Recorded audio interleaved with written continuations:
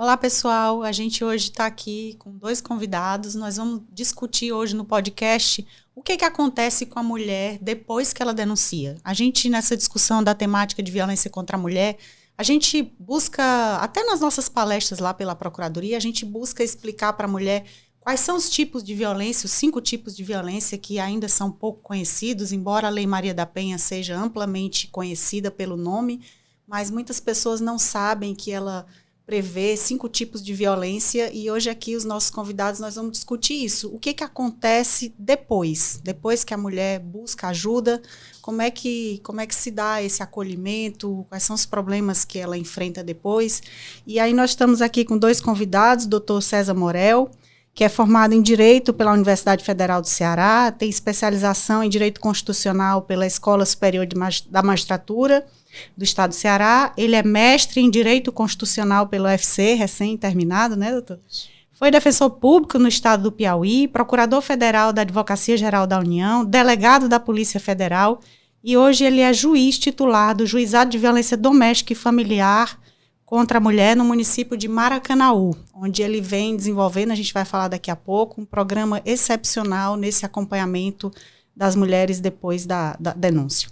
Também nossa convidada hoje, a Conceição Martins, ela é advogada, ela é mediadora e conciliadora judicial, formada pelo Centro Universitário Estácio do Ceará, e tem especialização em Direito de Família e Sucessões e em Direito do Consumidor e Responsabilidade Civil. Atualmente, ela é presidente da Associação Cearense de Advogados de Família. Sejam muito bem-vinda e bem-vindo. Obrigado. A gente vai começar aqui falando, né, como eu já falei aqui na nossa introdução, e uma coisa que eu não falei é que a Conceição está aqui hoje para dar o depoimento dela como uma pessoa que foi vítima de violência, e o doutor aqui vai falar, o doutor César vai falar sobre o trabalho dele à frente lá de Maracanaú. Vou começar aqui pela Conceição.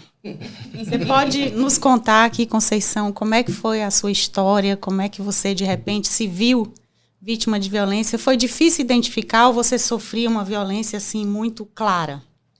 Na verdade, o início, os primeiros anos de violência, eu não consegui identificar. Eu entendi aquilo como as pessoas falavam para mim. É o jeito dele, se você gosta dele, aceite. Sempre começa com aquelas palavras grosseiras, os comportamentos indesejados, os afastamentos do seu ambiente familiar, seu ambiente de amigos. E durante o começo do relacionamento eu não consegui identificar. Quando, de fato, começaram as agressões físicas, ainda veio a questão de, não, é só dessa vez. Não foi bem assim. Olha, mas será que você não provocou?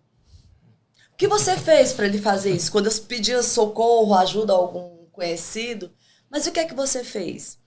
E para mim foi muito difícil porque a gente tem estereotipado muito a violência. Estereotipamos muito durante muitos anos, como se isso acontecesse com as pessoas de baixa renda, com as pessoas negras, com as pessoas sem estudo. E quando a gente fala de violência num ambiente de uma classe mais elevada, com uma mulher branca, loura, com estudos, porque eu já era advogada, então, assim, a gente sofre um preconceito grande também. Porque, assim, você tem todo o conhecimento e não fez nada, você devia gostar. E ter isso... Isso é terrível de escutar, A gente tem que escutar, né?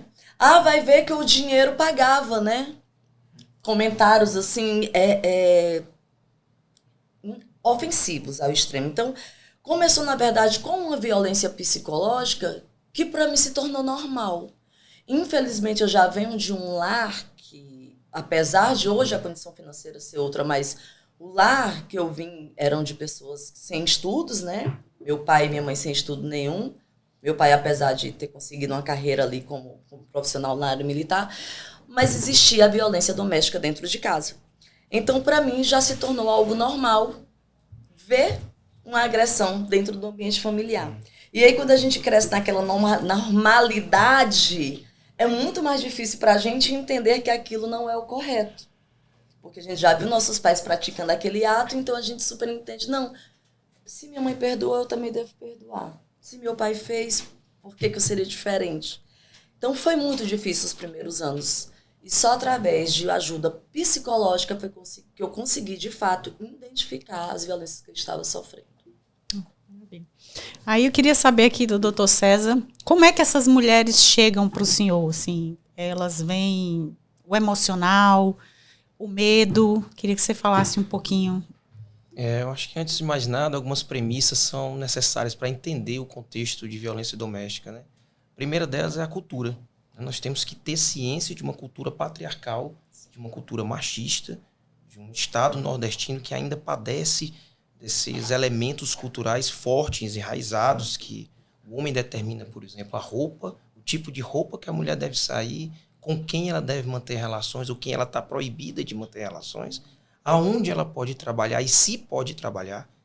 Então, esses são pontos muito importantes que indicam que a violência há um longo caminho e complexo caminho para percorrermos e tentar erradicar de uma vez a violência. Uma coisa, doutor César, desculpe interromper, que eu acho ainda, dentro dessa naturalização da nossa cultura, que é visto, inclusive, como uma coisa positiva, essa questão do ciúme excessivo. Exato, como se fosse algo bom. Como se fosse algo bom, benéfico. Não, é cuidado, né? Isso, é amor. É um cuidado a mais, né? Um amor a mais, o que não é verdade, o que já é um primeiro sintoma de que algo não vai bem, na verdade. Né? Então, como eu estava dizendo, o importante é, primeiro, o judiciário entender isso, para tentar ver o grau de vulnerabilidade que essas vítimas, respondendo à pergunta da deputada, o grau de vulnerabilidade que elas procuram no judiciário. Muitas vezes já passaram anos sofrendo vários tipos de violência e procuram um sistema de justiça, muitas vezes pela delegacia, e precisam, naquele momento, já ter um atendimento humanizado, já ter um atendimento, eu costumo dizer, né, que empatia não é se colocar no lugar do outro, porque se colocar no lugar do outro é impossível.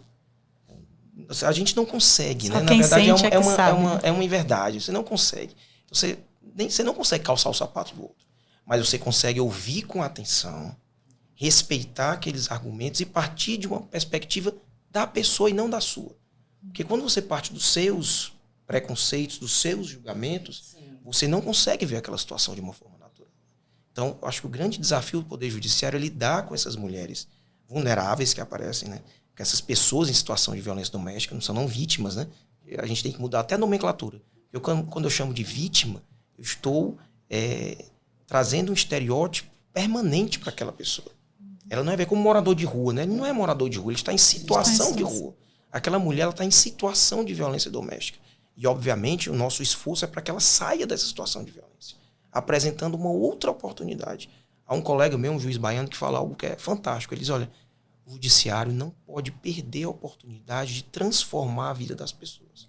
Porque é uma oportunidade tão ímpar, você recebe tantas coisas e uma situação tão vulnerável, que transformar aquele contexto familiar, né? Não só acolhendo a vítima, mas, sobretudo, trabalhando o agressor, para que ele não volte para o ciclo de violência, para aquela vítima ou para outra vítima. Para outra Nós mulher. sabemos que acontece, né? Sim. E você? A gente eu sempre aproveita a oportunidade, vou aproveitar que você já deu aí um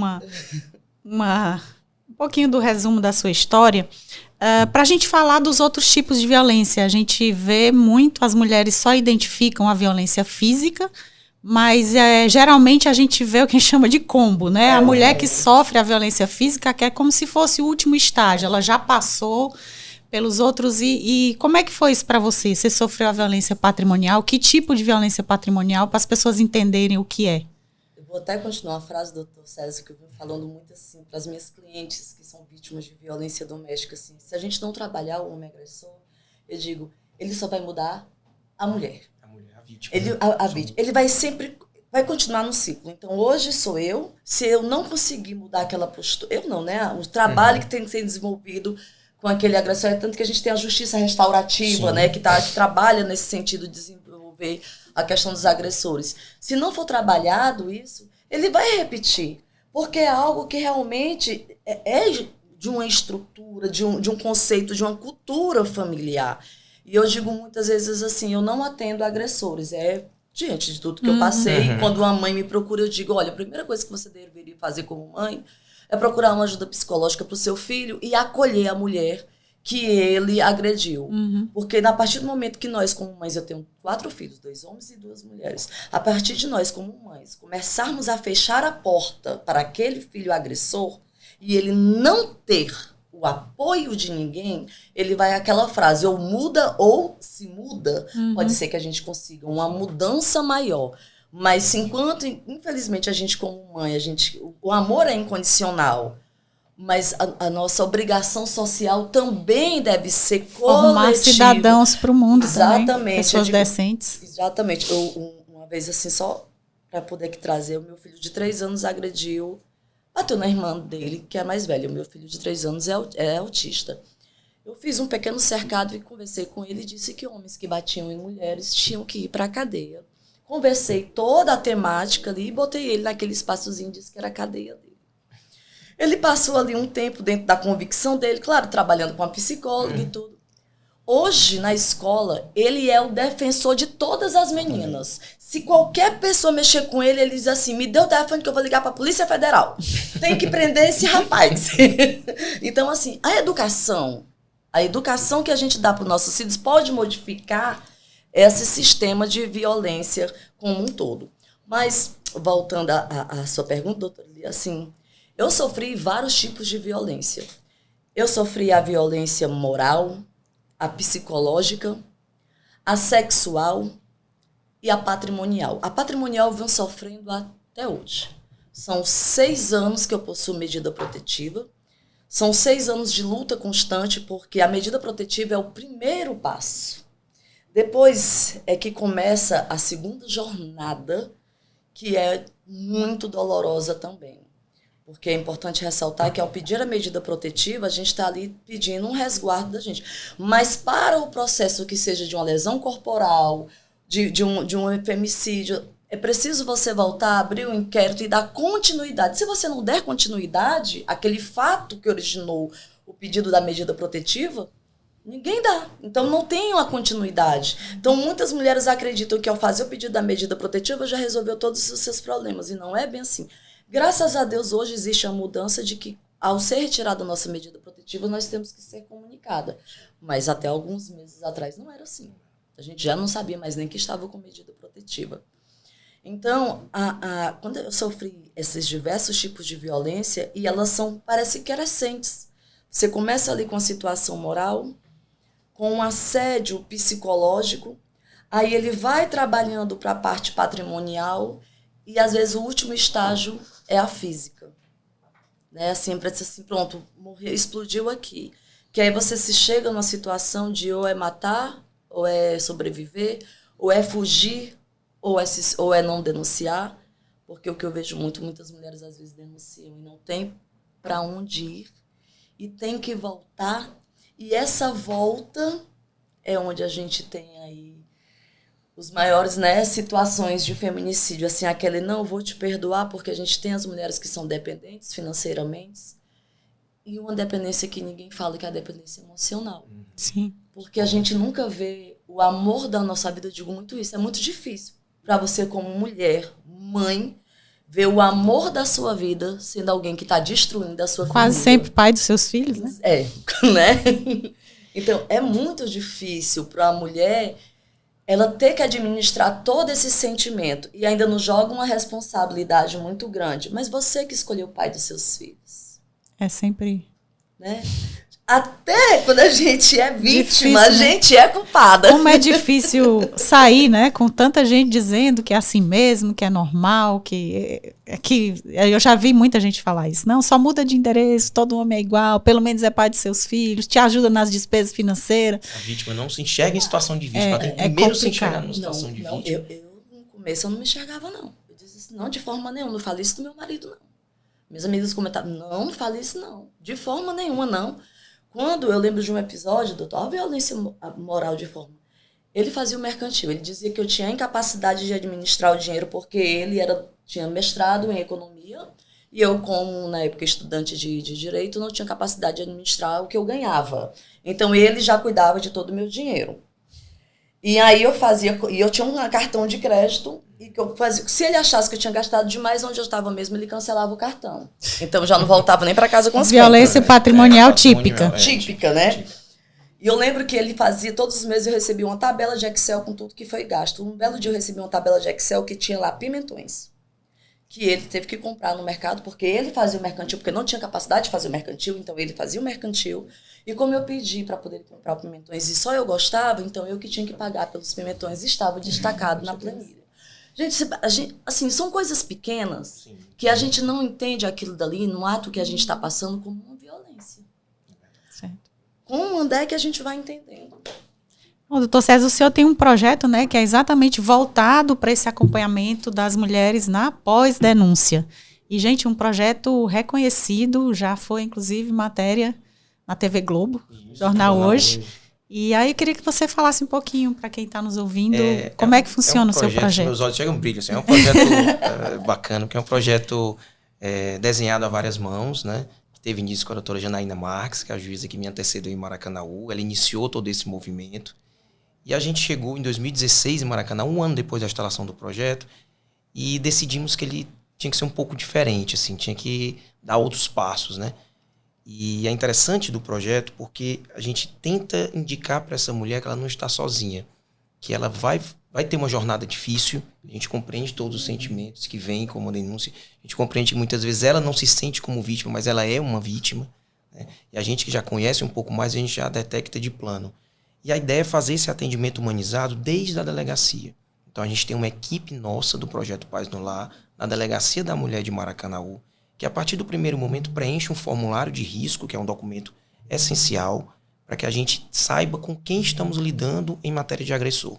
Porque há aqueles agressores que são pontuais, que por conta de uma desavença ou por conta de um desentendimento, muitas vezes o uso exagerado do álcool, etc., acabam cometendo uma violência.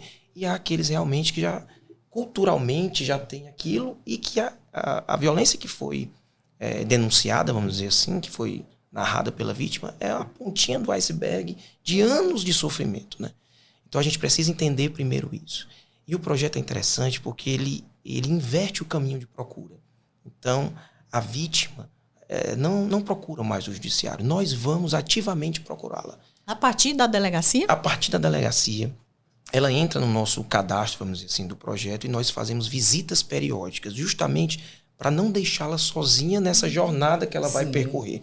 Então a gente começa a colocá-la com informações de qualidade. Olha, porque o que nós sabemos é que as pessoas não têm uma noção, né, do que é o sistema de justiça, do que é a delegacia, do que vai acontecer depois. E não tem noção de tempo também. Sim. E isso acaba trazendo uma angústia maior. Você imagina que é uma mulher que passou anos e anos para fazer a primeira denúncia, e aí chega na delegacia, e agora?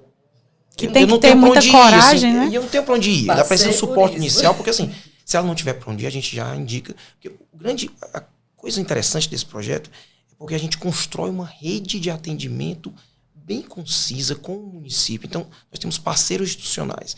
Prefeitura de Maracanaú, Guarda Municipal, Secretaria de Segurança de Maracanaú, Polícia Militar, Polícia Civil, todos irmanados, no sentido de que essa rede seja fortalecida. Então, se ela precisar de um tratamento psicológico para os filhos, terá o tratamento através do CREAS, do CRAS. Se ela precisar de um tratamento para ela, também terá um atendimento. E todos aqueles serviços... Consegue acessar? Consegue. Nós temos aqui, eu tenho uns números que eu trouxe do projeto. Nós já atendemos esse ano, nós tivemos o ano de 2023, mais de 300 atendimentos psicológicos dentro do projeto. A mulher procura e já tem aquele atendimento. Então tem vários direitos que ela já teria, por exemplo, matrícula prioritária dos filhos quando tem que mudar de bairro por conta da violência, tem que mudar de casa, etc. Passe Livre, que é um outro projeto da Prefeitura de Maracanaú, que ela tem transporte gratuito, inclusive, para ir para as audiências, que muitas vezes a mulher não tem. A gente estava conversando isso antes com a doutora Conceição, ela não tem condições nem de ir para as audiências, né? E a gente já dá esse suporte. Então, são vários elementos e aí eu estava falando da visita, que é o ponto principal onde nasceu o projeto. Nós visitamos as vítimas, né, as pessoas em situação de violência doméstica, e olhamos no olho para retirar um pouco daquele paradigma do Poder Judiciário tradicional. Porque o que é que o Poder Judiciário faz? Em breves palavras, ele entrega uma pena para um fato anterior. Então, há um fato anterior, a gente vai procurar saber se aquele fato existiu ou não. Se tiver existido, identificamos o autor e apenamos aquele autor. É isso que acontece. Mas esse novo judiciário que a gente propõe com o projeto é olhar no olho da vítima e perguntar como a senhora está agora. Porque o que é interessante é agora. O que passou, nós não vamos deixar de fazer o que tem que fazer. Mas e agora? Como é que vai ser a jornada daqui para frente? Onde é que vão ficar seus filhos? A senhora tem emprego? Nós podemos colocá-la no emprego, numa capacitação e no emprego. Então esse projeto é interessante porque várias empresas também aderiram. Vocês têm essa... Ah, tá. Esse que são parcerias público-privadas. Então não só as instituições, né, os entes públicos, mas as principais empresas de Maracanaú e o próprio CineDT, cuja lei agora recente determina que 8% das vagas sejam reservadas de forma prioritária, das vagas do CineDT, para mulheres vítimas de violência. E no caso também das contratações públicas, 8%. Então a gente já está trabalhando com o tribunal. O próprio tribunal vai ser um dos primeiros do país a contratar as mulheres, as vítimas de violência doméstica nas contratações do próprio tribunal. Os terceirizados trabalham para o tribunal. Então, isso aqui. E cada visita dessa, assim, me enriquece bastante. Porque a gente sai do gabinete, eu vou uma vez por mês acompanhando essa equipe, né? A equipe vai todos os dias, mas eu uma vez por mês reservo minha agenda e vou com eles. Para a gente entender melhor, como é que se dá essa integração com a delegacia? Você falou que tem uma equipe lá? Tem. Tem uma equipe nossa do Projeto Paz no lá. É uma psicóloga e uma assistente social. Elas atendem, assim, para além do boletim de ocorrência. Cada mulher que chega, a própria delegacia já direciona para... Isso, ela faz o boletim de ocorrência, a parte formal que tem que fazer, e depois passa para o nosso projeto. E lá nós já perguntamos e traçamos um perfil dela. Diz, olha, ela deseja capacitação, ela deseja alguns serviços públicos, ela deseja tratamento psicológico, e a gente já faz esses encaminhamentos para o município, e nós temos um controle dos encaminhamentos, para ter as devolutivas. Não adianta a gente encaminhar para o município, porque isso aí já era padrão, né? Já existe o CRAS, existe o CRES, toda a estrutura já existe no município. Mas a gente tem um controle das devolutivas. Para dizer, olha, cadê aquela vítima de violência? Ela já teve os encaminhamentos, então a cada 2 semanas a gente faz uma revisão de todas que passaram para que sejam acompanhadas. Né? Fantástico. E a partir daí Quantas tem acompanhamento agora? Hoje nós temos umas 180 para assim, quase 200 acompanhadas hoje, né? Mas depende porque assim, o projeto são várias células dentro do projeto, né? E aí cada célula tem os seus acompanhamentos. Nós temos uma célula específica para vítimas, que já foi citada aqui pela doutora, para vítimas de violência sexual, sobretudo menores. Que aí precisa de uma reestruturação familiar imensa. Então, a gente tem 2 psicólogos que trabalham diretamente só com as vítimas. Eu converso muito com a doutora Josiana França, né, que é do núcleo da violência, todos os tipos de violência. Sim. Ela tem sempre esboçado uma preocupação com o aumento da violência sexual contra crianças. Meninas de 10 anos grávidas, dá até um soco no estômago escutar isso, né? Muito... Sobretudo quando é no contexto familiar, né? Porque nós estamos falando de pai, que é 60%, padrasto, né? 60% dessas vítimas são os parentes. Eu trabalho com algumas crianças que foram vítimas de abusos sexuais e, assim, de todas que eu atendi, todas foram no ciclo familiar. Então, assim, eu estudo muito essa parte, né? O meu trabalho, eu trabalho na área de família, requer muito esse cuidado, esse olhar para as meninas, até para a gente conseguir identificar se aquela cliente, aquela situação está tendo uma violência para poder dar um encaminhamento mais correto. E, assim, é incrível o crescimento e com meninos também, porque pouco se fala na violência sexual contra meninos. E ela existe também. Existe e vem crescendo bastante contra os garotos numa idade de 7 a 11 anos. Também. Meu Deus. E me diz uma coisa, eu vou chamar de Conceição, porque as mulheres a gente sempre tem a facilidade de ficar mais íntima.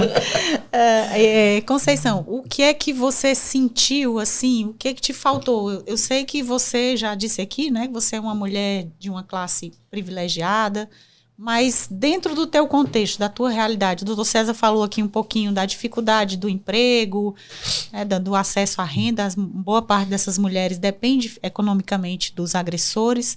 Eu queria saber de você, o que é que você sentiu de falta de apoio em relação ao poder público, à justiça, a qualquer... Assim, quando eu disse a renda, era a renda familiar. A partir do momento que eu consegui que aquele cidadão saísse da minha casa, acabou-se renda, porque ele levou consigo todos os bens que nós tínhamos, todo o dinheiro que existia na conta, porque ele já cuidava do patrimônio, e eu me vi ali devendo Deus e o mundo sem ter nem o que comer dentro de casa e recorrendo às minhas amigas que iam deixar quentinhas na minha casa. Então não houve porque eu não consegui de imediato a medida protetiva. Eu consegui que ele saísse da minha casa na tentativa de que depois iria existir uma conversa, e quando eu me senti segura foi que eu fiz a denúncia e consegui a medida protetiva. Imediatamente ao fato de eu conseguir a medida protetiva, já foi me cortado tudo. Então, foram ali meses de angústia em que eu tive que pedir ajuda a todos que eu conhecia. E aí vem a questão da vergonha, porque até ninguém sabia do que estava acontecendo. E a vergonha, ela te inibe a denunciar, ela te inibe a trazer o problema à tona. Eu passei anos sem falar sobre a violência para ninguém. E essa dor me consumia, porque a violência psicológica, eu digo assim, a gente cura uma ferida, a gente cura um tiro, uma facada, às vezes a gente cura, mas a ferida da violência psicológica que fica na alma da gente, não tem medicação no mundo que vai te curar. Então, na época que eu sofri, que eu consegui as medidas protetivas em 2018, infelizmente a gente não tinha essas coisas tão, né, não vou dizer maravilhosas, porque não era nem para existir, né? Mas a gente não tinha esse apoio todo. Então, eu estava até conversando com ele, até para fazer exame de corpo e delito, tem mulheres que não têm nem condições de ir na até... Na casa da mulher agora faz. Não, na casa eu estava conversando outro dia com a doutora Daciane e graças a Deus chegou lá essa oportunidade, mas muitas não têm. E não tinha muito essa ajuda do poder público. Então, assim, a minha sorte foi a rede de amizades que eu tinha. Uma psicóloga amiga, um médico amigo, uma amiga cozinheira, uma amiga que tinha um transporte e ajudava ali com meu filho a levar até para o tratamento, porque meu filho é autista, tinha que levar para o tratamento. A vida dos nossos filhos não param, porque nós estamos passando pelaquela situação devastadora, né? Que foi um sofrimento muito grande, ainda mais para minha filha mais velha, que não era filha dele, mas convivia com ele. E as descobertas que você faz depois que você retira a pessoa de dentro de casa. Né? Aí é que vem a descoberta, sim. Mas o que eu posso dizer de acompanhamento? Faço acompanhamento psicológico até hoje, porque são feridas que, infelizmente, eu ainda continuo numa situação de violência. Hoje patrimonial ainda continua e de perseguição, né? Existe aí vários processos de descumprimento de medida protetiva, que também é muito desgastante para a gente não se sentir segura, porque eu acho que a maior dificuldade... Eu precisei mudar de casa, eu precisei fechar meu escritório, precisei mudar de cidade, hoje eu não moro mais em Fortaleza, para poder trazer segurança para mim e trazer segurança para a minha filha e para o meu filho. Então, você teve esse problema aqui da história da guarda compartilhada, que isso eu não me conformo. Nossa Senhora! De agressor ter direito à visita. Sabe o que eu escutei de um magistrado? Eu disse que eu não gostaria de fazer audiência na presença do meu agressor, porque eu não me sentiria bem. O magistrado disse, nem que eu chame o batalhão inteiro, você vem. O decreto de sua revelia. Uma outra magistrada, num desses pedidos de descumprimento de medida protetiva, me esqueço mais, acho que, salvo engano, Dia dos Namorados, estava no juizado, ela disse, não, vai ficar todo mundo na mesma aula, na mesma sala. Eu estava, o estado emocional da mulher, eu estava defecando sangue, e a magistrada falou isso para mim. Aí eu cheguei e disse assim, olha, senhora, me desculpe, eu não tenho a menor condições de estar na mesma, se fosse tido uma agressão e não tivesse dado, vamos supor, continuidade, mas eu venho sendo continuamente... O medo continua. Agredida, violentada psicologicamente, emocionalmente, então eu não tenho a menor condições. E assim, por bem, eu acho que ela, na verdade, não foi má fé dela, acho que ela não tinha entendido a gravidade da situação. É muitos processos para o único magistrado, né? Sim. E não tinha entendido a gravidade da situação, até que ela entendeu, ela disse, não, fica aqui. Quantos juizados tem, doutor César, aqui no Ceará? Hoje nós temos 2 em Fortaleza, Caucaia, Maracanaú, Crato, Juazeiro, Sobral. Muito pouco ainda, né? Muito pouco. Assim, é um número razoável para o Nordeste, mas já está sendo estudado. O presidente já autorizou, inclusive, salvo engano, Iguatu, Limoeiro do Norte, alguns novos. E a terceira vara que ele anunciou hoje, inclusive. Legal. Que vai ser inaugurada a terceiro juizado de Fortaleza. Alguns estados já têm, inclusive, alguns juizados próprios só para medida protetiva, porque é uma demanda imensa de medida protetiva por dia. Em Maracanaú, por exemplo, por dia, nós estamos falando aí de 15, 10, 12, 15. É uma epidemia mesmo. Dia, é uma epidemia. São várias medidas. E as dificuldades das suas atendidas lá, quais são? Um pouco parecida com as da Conceição? São inúmeras, né? Eu quero falar assim, você disse que tem, o senhor disse que tem já uma rede de apoio razoável. Sim. O que está faltando ainda que você acha que poderia... Na verdade, assim, a ideia do projeto é acompanhar cada momento, né? E como a gente falou, e um dos pontos importantes é ter uma informação de qualidade. E a gente está estudando uma ferramenta no tribunal para que a gente consiga dizer para a pessoa em situação de violência qual o lapso temporal médio que ela pode esperar. Porque isso é muito angustiante, não só para a violência doméstica, mas para todo mundo que milita no judiciário. A sensação de injustiça, né? De que a justiça nunca chega. É isso, a sensação de sim, eu entrei com o processo, e agora? O que é que vai acontecer? Então essa sensação ela pode ser amenizada se a gente dividir o processo em partes, explicar para ela, o processo é assim, começa assim, depois vai ter a denúncia, depois tem o recebimento da denúncia, vai ter uma audiência de instrução, depois vai ter a parte final do processo e tal. Quando a senhora chegar na audiência, que é outra coisa que traz uma ansiedade muito grande para pessoa em situação de violência, né? Comparecer ao fórum, né? Saber se o agressor vai estar lá ou não, então a gente procura tranquilizar. Eu geralmente escuto todas as vítimas, com a ausência do agressor, todas, que eu utilizo o princípio, eu disse, olha, o advogado pode estar presente, mas o agressor nunca vai estar. Nas minhas audiências ele nunca está. Fale um pouquinho mais detalhado, César, de cada uma dessas fases e a informação que o senhor passa. Sim, o procedimento começa na delegacia, certo. Né? E há uma medida protetiva, geralmente vinculada ou não a algum crime. Porque a medida protetiva ela pode ser autônoma, não vinculada a crimes. Mas geralmente vem acompanhada de uma ameaça, ou de uma difamação, de uma calúnia, de uma lesão corporal, de estupro, de crimes agora que estão aparecendo com certa frequência que nos preocupa, de divulgação de imagens íntimas, porque são dois crimes diferentes, a gravação de imagem íntima sem autorização e a divulgação. Meu Deus. Então são dois crimes. Né? E geralmente o agressor ele é isso é uma violência muito grande para a mulher. Permanece. Por exemplo, eu pego algumas imagens íntimas do casal e coloco nos grupos, por exemplo, da família, da igreja, da religião. Então, sim, são pontos complicados. Então, voltando, temos essa primeira parte da delegacia, que define muita coisa. Né? Depois, esses autos são passados para o Ministério Público, que vai analisar o inquérito policial após um relatório, se tem condições, às vezes, de pedir alguma medida cautelar de prisão preventiva, de busca e apreensão, etc. E oferta a denúncia. Né? Estamos falando da área criminal, né? Que é 90% dos casos. E com a denúncia, o juiz analisa a denúncia, recebe aquela denúncia ou não, geralmente recebe a denúncia porque tem os elementos cabíveis, e ele é notificado, ele é citado para apresentar uma defesa preliminar. O agressor. O agressor. E ele apresenta a defesa preliminar, ele pode indicar testemunhas, pode trazer algumas preliminares, por exemplo, olha, não era para ter sido recebida a denúncia, por conta disso. Sigamos dessa parte, vamos para a audiência de instrução, é agendada, geralmente a denúncia é mantida, ratificada. Isso quanto tempo depois, mais ou menos? Isso, pois é esse o grande desafio, né? Lá, eu já estabeleci com a minha equipe, né, com a promotora que trabalha conosco, a doutora Maria Alice, a defensora, né, são pessoas que muito capacitadas e a gente tenta entregar da forma mais rápida possível. Né? E nós tentamos julgar réus presos em até 1 mês, que aí é uma resposta efetiva, né? Sim. E réus soltos em até 6 meses. É essa a nossa meta. Acontece sempre? Não. Mas é esse o nosso... Essa média é do seu juizado ou é mais meu, ou menos... Não existe nenhuma lei, um regramento não tem, pelo CNJ que diga um tempo... Não tem.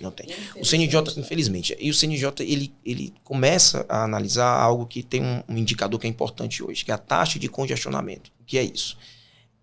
Quanto fica acumulado de um ano para o outro dentro de uma vara. E aí serve para todas as varas. A nossa taxa hoje é uma das menores do Brasil. Falo isso com um orgulho imenso, não para mim, mas da minha equipe, né? Porque eu sei que a equipe é fantástica, né? Mas veja bem, é 37,9. Isso significa o quê? De cada 100 processos que entram, apenas 37 acumula. Os outros são julgados. Então estamos falando de 63 julgados, né? E 37 que acumulam. É É um número expressivo. É um número expressivo, mas que ainda vai melhorar, né? A nossa ideia é chegar antes de 35. Essa história também que eu vejo, eu sou meio a maníaca dos comentários, né? As minhas amigas dizem que é por isso que eu ando estressada. Eu fico buscando entender, né, o que é que se passa na cabeça das mulheres no geral. Hoje eu estava acompanhando uma discussão sobre esse negócio de não ter mais cota para as Forças Armadas. E aí tinha muitos homens dizendo que as mulheres não têm capacidade de ir para a guerra. O Brasil faz quantos anos que não tem guerra?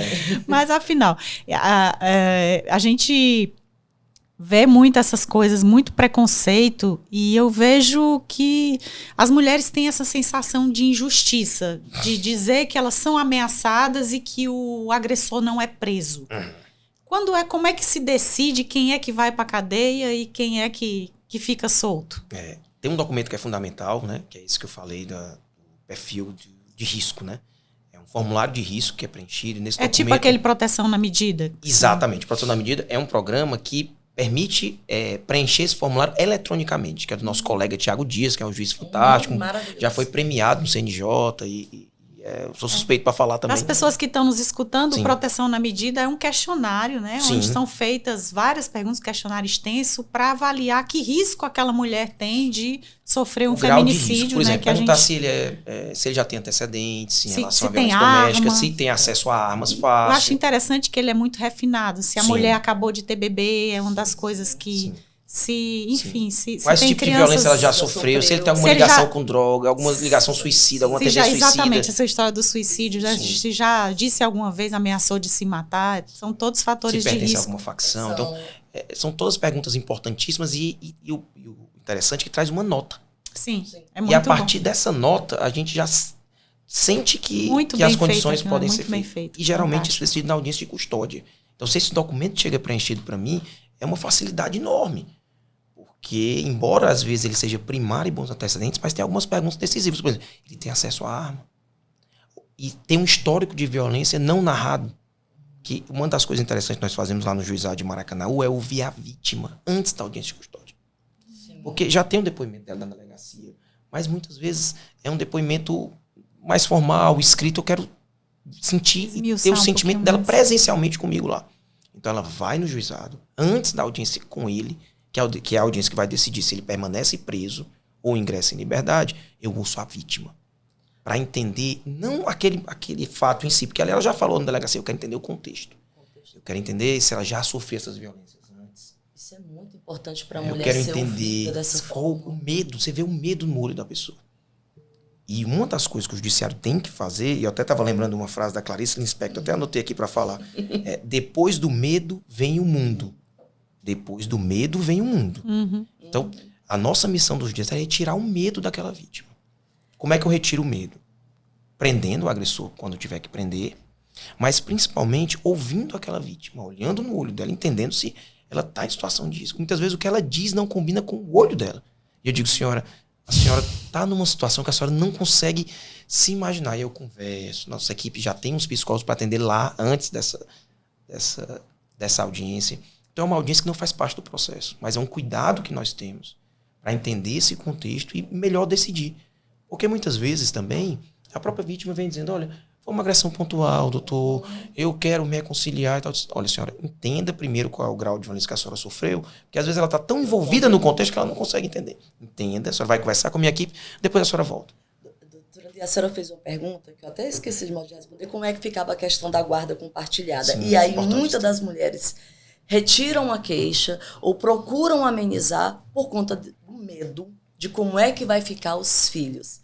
Porque apesar dessa lei ter sido aprovada agora em novembro, a gente sabe assim, muitas pessoas, muitos advogados têm divulgado como se fosse obrigatório. Tem medida protetiva, não tem guarda compartilhada. Não é assim.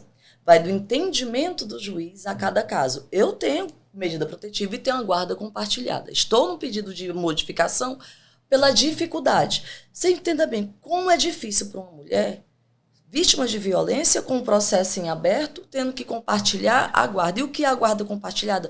Não é a visita do pai com a criança, porque esse é um direito do pai independente de qualquer situação. Que é, outras vezes, assim, falta de informação para a classe mesmo, que confunde o que é a guarda com o que é a visitação, a convivência com a criança. Mas a guarda compartilhada é o poder de decisão.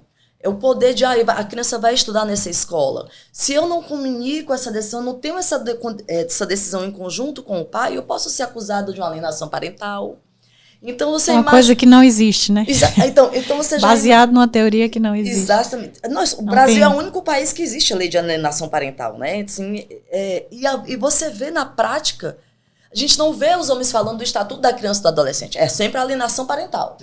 Não, isso aqui é alienação parental, mas isso aqui é alienação parental. Aí como é que fica esta mãe que tem uma medida protetiva e o juiz decretou ali uma guarda compartilhada, que ela não consegue tomar nenhuma decisão em conjunto, porque primeiro ela não pode se comunicar com ele, porque é importante frisar que a medida protetiva é válida para os dois. Então, do jeito que o homem não pode ir até a mulher também não pode se comunicar com esse homem. E como é que fica a comunicação dessa criança? Aí vai para um avô, vai para um tio, vai para um vizinho, e tem as pessoas que não aguentam porque fica naquele meio daquela situação. Aí a mãe toma uma medida ali de urgência e pode responder pelo um processo de alienação parental. Então, você imagina um tanto de situação e mais de desespero que traz para essas mulheres. Então, assim, foi um alívio a aprovação foi um alívio muito grande. Acho que a grande maioria das mulheres que possuem medidas protetivas, dentro de si comemoraram. Mas até que isso seja efetivamente, né, imposto, absorvido, né, entendido pelo judiciário e ao risco da iminência da gravidade contra o filho, porque eu sempre escuto, quem bate numa mulher é capaz de bater no filho. Eu acho que o senhor já escutou isso trocentas mil vezes. Na experiência, perde a confiança, né? Perde. Como é que você vai discutir uma decisão importante referente aos filhos se você perde a confiança com a pessoa que você vai discutir? E a maioria deles, às vezes, nega o pedido da genitora apenas para praticar o quê? A violência psicológica. Eu vou te negar porque é o que tu acha que tu quer melhor, não está pensando... Sem nenhuma fundamentação, né? Não tem fundamentação para negar. Não quero. Mas não tem a fundamentação e já sabe que aquilo ali vai machucar o coração, porque a gente como mãe... nossos filhos ali assim... Você pegou no filho da gente, você destruiu uma mulher, você destruiu uma mãe. Então, é uma forma de violência que ela vai se perpetuando. E para mim, no meu pensamento, no meu entendimento, a guarda compartilhada, ela não combina com agressores, ela não combina com quem tem medida protetiva, por quê?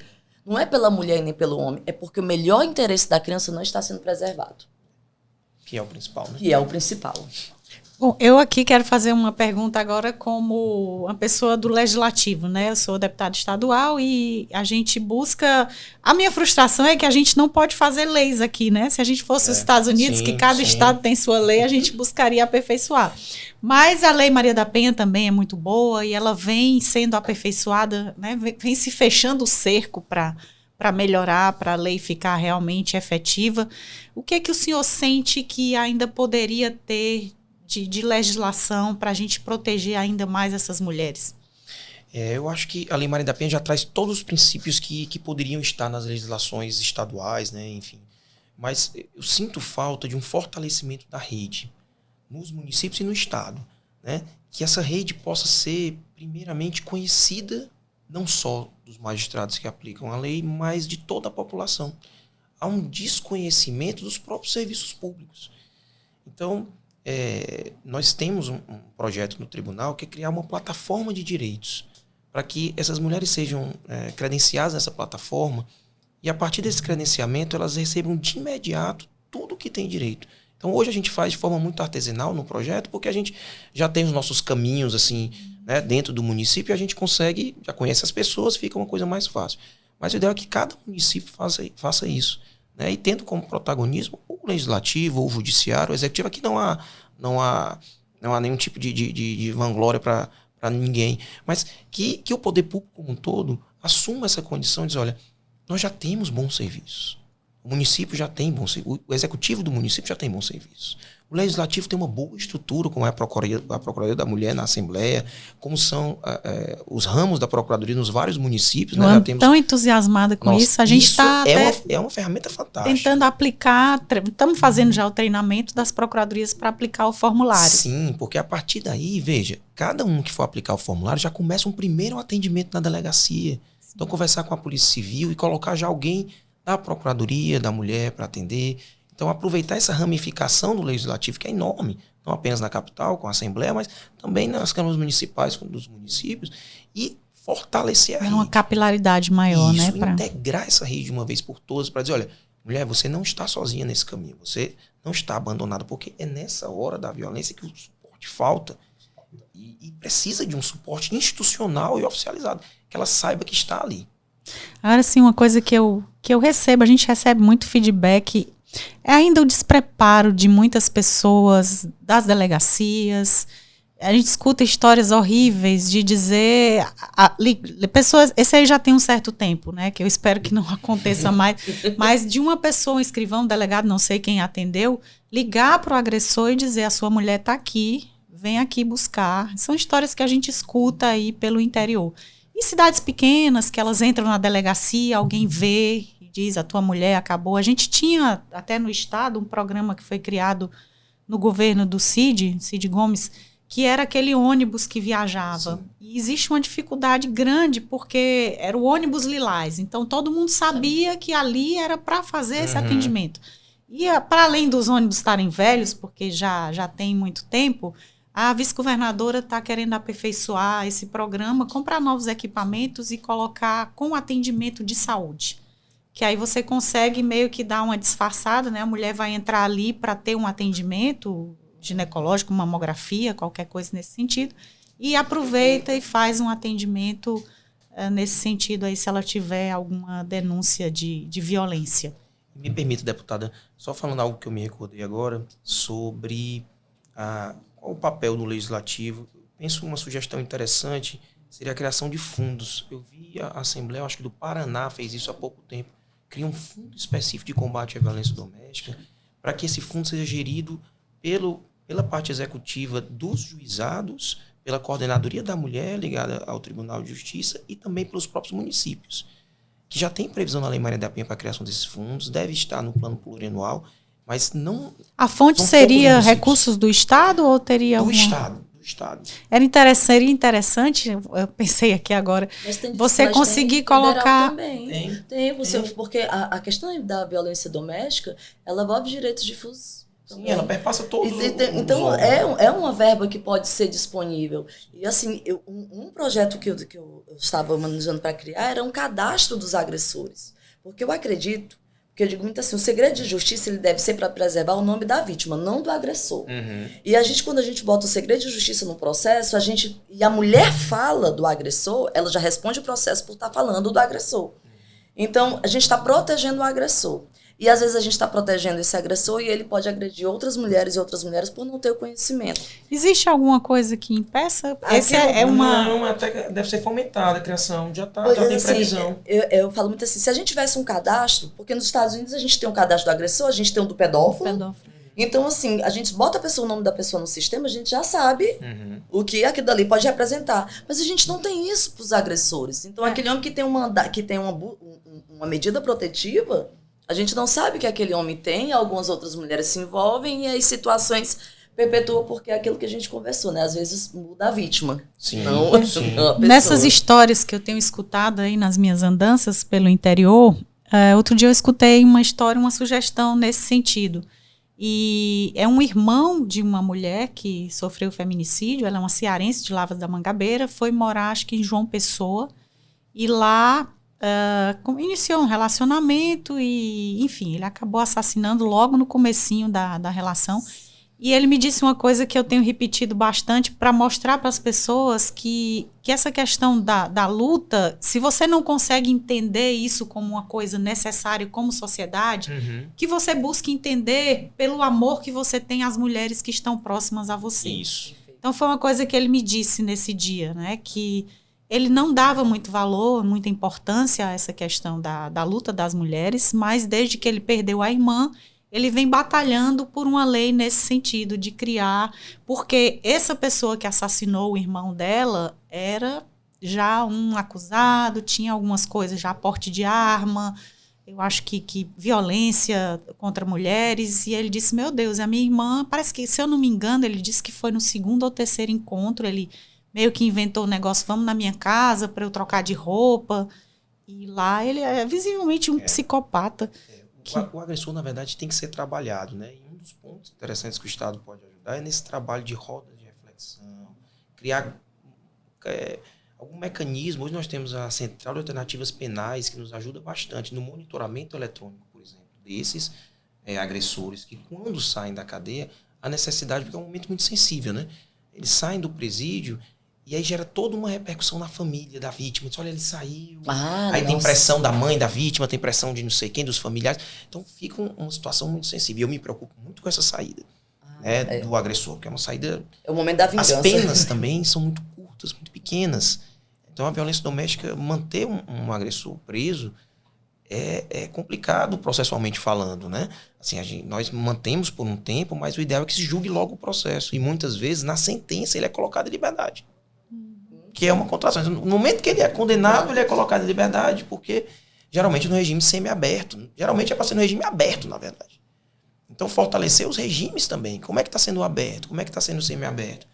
E como é um crime de uma natureza diferente, tratá-lo como um crime comum não resolve. Se eu for tratar o agressor de violência doméstica da mesma forma que eu trato não resolve. Um condenado a roubo, a furto, a tráfico, eu vou estar errando várias vezes. Então você tem que tratar de forma diferente, criar mecanismos para fazer esse tratamento pós-processual. Dentro do nosso projeto, a gente acompanha o agressor depois de 1 ano de julgado. Então não só durante a jornada do processo, eu tenho uma equipe que acompanha o agressor durante o processo, porque aí eu quero saber se ele está cumprindo as medidas protetivas, se ele está importunando a vítima, e depois eu quero saber se ele está cumprindo a pena. E aí muitas vezes na pena tem frequência obrigatória, há rodas de reflexão. Isso não é oferecido ainda, né? Muito pouco. É muito pouco, mas a gente já fez. Lá em Maracanã fizemos 16, já com uma psicóloga. Nós vamos abrir na procuradoria agora. Olha aí, ótimo. Eu acredito que essa situação de você pegar o agressor e trazer ele, para ele trabalhar essa questão com mulheres vítimas, para ele vivenciar o sofrimento, eu acho que pode ser ali uma mudança no olhar dele. Ele vai entender de fato que causa uma violência, que muitas vezes não nota, pela questão cultural que a gente falou no início. Eu tive com uma pessoa que a gente vai contratar para ela fazer o preparo desse nosso primeiro funcionário, né? Que é o primeiro homem da procuradoria. Porque na experiência, nesses contatos que eu fiz, eles dizem que a empatia é maior quando um homem fala para um homem, ao invés do apenado ouvir da gente. E uma das coisas que ela me disse, uma das pessoas, foi que eles chegam sempre com esse discurso, não é? Por que você está aqui, a primeira pergunta? E eles dizem, porque ela me mandou. E aí, no fim, depois de alguns dias, elas dizem que é muito milagroso. Eu fiquei muito transformador. É isso que é importante. Que eles saem com outra cabeça e depois de fazerem essas... E ela disse assim, tem uns que não querem sair, a gente tem que... Porque não tem... porque não tem vaga. Eles acham, assim, eles uma oportunidade de autoconhecimento, de escuta. Né, mas é aquilo que eu falo assim, a culpa, como eles não entendem, muitos deles, e é por questão, às vezes, mesmo de ignorância mesmo ali, cultural e estrutural, eles não se veem como culpado da situação. Então, muitas vezes reproduzem aquilo que já passaram a já viram um pai toda. Sempre violentando a mãe de várias formas. Tornou-se normal, natural. E aí vem essa conversa de que, não, mas eu escutei isso, você mandou prender o papai. Né, que isso para uma mãe é horrível, né? Aí eu disse, não, meu amor, quem prende é a polícia, quem manda prender é o juiz, bota logo a culpa no poder judiciário e diga, a mamãe só tá aqui fazendo o que os outros mandam. Isso é interessante, tem a transferência de culpa, né? Impressionante como eu vejo isso. Olha, a culpa não é minha, a culpa é do juiz, a culpa é da vítima que usou a roupa tal, que me provocou, que foi pra festa, que olhou pra alguém, algum paquera e tal. A culpa sempre é do outro, né? Mas quando passa por essa roda de reflexão, vai conversar e diz, não, a culpa não é do outro, é sua. Assuma a sua parcela de culpa. Entenda que você causou isso. E a partir daí mude. Porque não adianta também só ouvir e não mudar, né? Que é uma coisa interessante da questão da empatia, né? Da questão do acolhimento. É você ouvir e transformar aquilo que você ouviu em ação. E dar ferramentas. Porque se você não transformar em ação, você só ouviu. Que já é muito. Hoje em dia, pela nossa sociedade, você conseguir ouvir alguém sem estar olhando pro celular, sem estar, né, já é muito. Mas você ouvir e transformar aqui, colocar aquilo que você ouviu em prática. Olha, senhora, eu ouvi atentamente a senhora está precisando, vi aí pela sua narrativa que a senhora está precisando de um tratamento psicológico, que os seus filhos assistiram à violência, que é outro problema seríssimo, né? Crianças pequenas que acabam vivenciando e levam isso para a escola, levam isso como como modelo, a gente tem que barrar esse ciclo de alguma forma para as crianças também. Então você tirar isso da narrativa dela, as necessidades que ela tem e agir depois disso é muito bom. Aí você vê a transformação. Aí você consegue ver a transformação de todo o contexto, não apenas da vítima. Falta para nossa sociedade esse entendimento, né? Eu fico... Porque a política, para mim, é uma coisa muito apaixonante, porque ela é capaz de fazer tudo isso, de transformar, de criar uma rede, de criar leis. Então, eu fico muito frustrada, às vezes, porque eu acho que essa temática ela devia perpassar por tudo, né? Pelo esporte, pela política, enfim, da educação, escola, pela saúde. Desde muito pequenininho, você, né, formando ali aquelas crianças, como você falou aí do seu exemplo, e às vezes a gente frustra muito, porque a sociedade não entendeu ainda. Teve aquele caso daquele DJ Ivens, né, que logo as empresas começaram a contratar, e aí umas pessoas dizem, está contratando um agressor, vem logo muita gente dizer, ele tem direito de continuar a vida. Mas eu acho que se as pessoas não punirem, especialmente pelo bolso, eu acho que é uma boa maneira de punição, eles voltam muito rapidamente à vida normal, fingem que entenderam aquilo, que estão mudando e vão, como a gente falou aqui antes, repetir esse comportamento nos novos relacionamentos. É uma coisa muito frustrante para mim. Eu acho que a política tinha que ser mais transformadora nesse aspecto. A gente apresentou lá na Assembleia um projeto para criar um programa de proteção às mulheres, para pegar esses casos que a mulher não tem para onde ir, né, que ela mora, às vezes, numa cidade pequena, não tem a quem recorrer, não tem renda. Muitas vezes vai para a delegacia com a roupa do corpo, que era uma coisa que a gente criou também quando passou para a Secretaria de Proteção Social, aquele PPPRO, não sei se você conhece, Programa de Proteção Provisória. Seria uma coisa mais ou menos nesse espírito aí para a gente tentar dar alternativa. Porque muitas vezes, eu vou denunciar, eu vou fazer o quê? Vou voltar para casa? Ele sabe, né? Cidade pequena, todo mundo... As casas das mulheres cearenses também são muito boas. Né? Fortalecer as casas de abrigo. Casas de abrigo tinha que fortalecer. Reservar vagas diretas para vítimas. Porque são poucas, acho que é 20 vagas em uma casa e 17 vagas em outras... E até mais 17 crianças em uma, e salvo engano, mais 15 em outras. Nós aqui no Ceará só temos 2 casas de abrigo, né? E elas não funcionam 24 horas. Então, para a mulher ser encaminhada para lá, quando ela não tem para onde ir, tem que esperar o outro dia chegar, o outro dia útil chegar. Às vezes ficam na própria delegacia porque não tem para onde ir. Os programas de proteção, eles têm essa agilidade, porque eles são geridos por organizações não governamentais. Então, eles não precisam licitar. Já no poder público chega uma mulher, se você não tiver uma casa, tiver lotada, você não consegue. Esse consegue contratar uma pousada, alimentação, transporte. O programa FAI atua nesses três eixos aí, que possibilita a mulher sair de maneira rápida e... O importante nessas horas é desburocratizar, né? Apresentar todo o serviço no local. Só por isso a importância da Casa da Mulher Brasileira, que já tem uma gama de serviços que podem ser utilizados. O Ceará está ampliando muito, né? A gente tinha até pouco tempo só uma Casa da Mulher, agora acho que estão 5 e acho que tem mais 3 em construção, então tá ampliando bastante. E é bom porque o link, você tem ali a psicóloga na Casa da Mulher Brasileira, a parte infantil da biblioteca para o acolhimento da criança, Sim. Tem o Ministério Público, tem a delegacia, tem a defensoria, tem todo... Agora tem a parte do exame, né, da mulher... Da PFOS, tem um abrigo, né? Tem um abrigo para quem precisado, as mulheres ficarem abrigadas. Né? Então, assim, você encontra o serviço num lugar só. E eu vi eu estava um lançamento, né, Ceará por Elas, e aí a gente vocês estavam falando muito da questão de trazer isso para dentro dos municípios, chamar as vereadoras, as procuradoras, para poder ser implantado essas casas em cada município, porque realmente essa questão da dificuldade da locomoção, de você sair do seu... É impressionante. Você não tem... A gente que vive aqui, né, numa realidade privilegiada, a gente não tem noção que às vezes elas não têm R$10 para sair, R$15 para pegar um ônibus de uma cidade, às vezes tem que levar filho, então já... Não tem, às vezes não tem dinheiro para comer, não vai ter dinheiro para... Na época da pandemia, se deslocar. Eu fiz muita live falando sobre a violência doméstica, explicando o que eram, os pontos que eram. E eu recebi muitas mensagens de mulheres, até de outros estados. Eu recebi uma foto de uma mulher que ela ficava acorrentada. Meu Deus.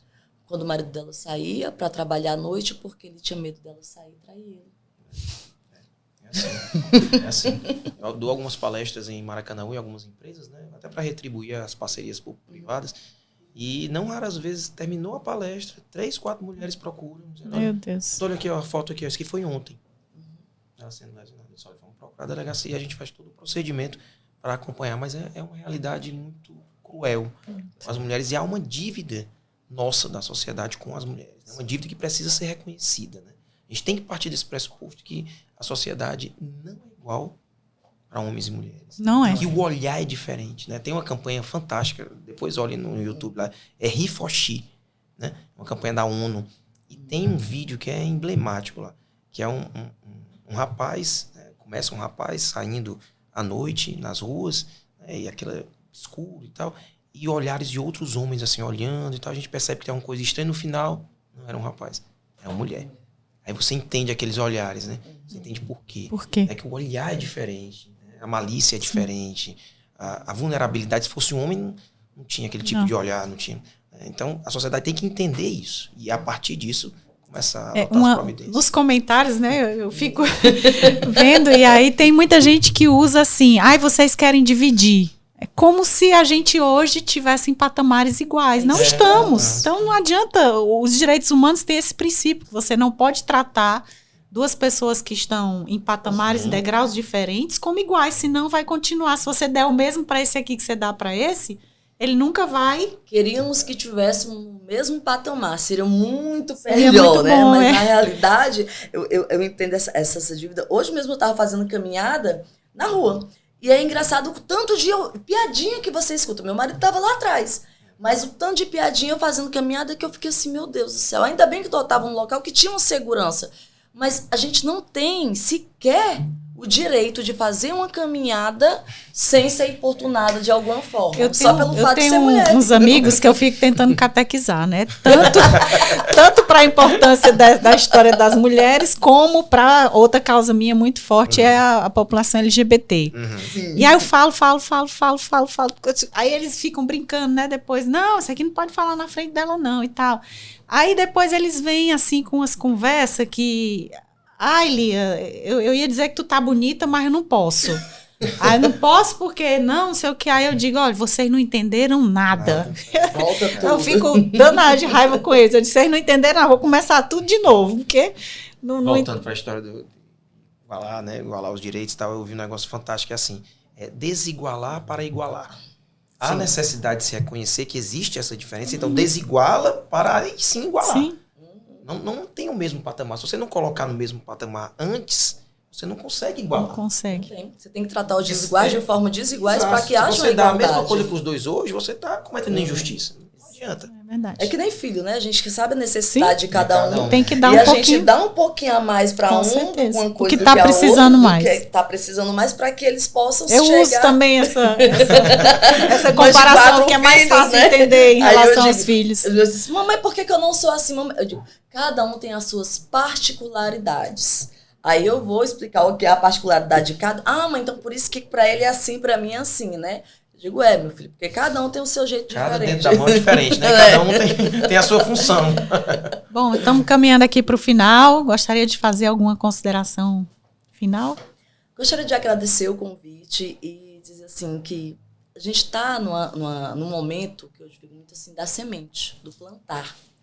Que esses trabalhos e essas políticas públicas, elas cresçam cada vez mais e quem possa, de fato, fazer essa mudança, como o Dr. César aqui, para mim, ele é um exemplo, sabe, da admiração. Já pedi outros momentos com ele, que eu sou admiradora do trabalho dele, que isso possa acontecer nas outras comarcas, esse seu trabalho. Porque esse olhar, para a gente que é a vítima, a gente não quer ser vítima. A gente queria estar numa situação da nossa normalidade. Não precisar ter que recorrer.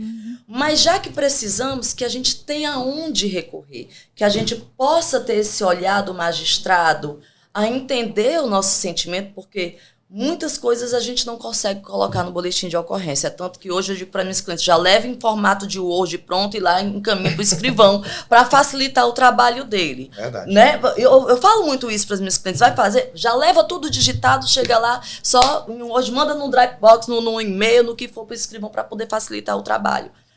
Porque é desgastante para a mulher. Os serviços estão sendo trabalhados, muitas não sabem, como o doutor falou, a informação. Nós estamos plantando hoje uma semente. Quem sabe daqui a alguns anos nós vamos estar está criando homens com olhar diferente, que é o principal. Sim. A criação que a gente dá em casa, futura geração. A futura geração. E a informação. Um programa desse é maravilhoso, o alcance para outras mulheres que vão estar entendendo, vão saber que existe um magistrado com essa competência que faz esse As mulheres vão tudo para Maracanã. Até eu fiquei com vontade de mudar de comarca.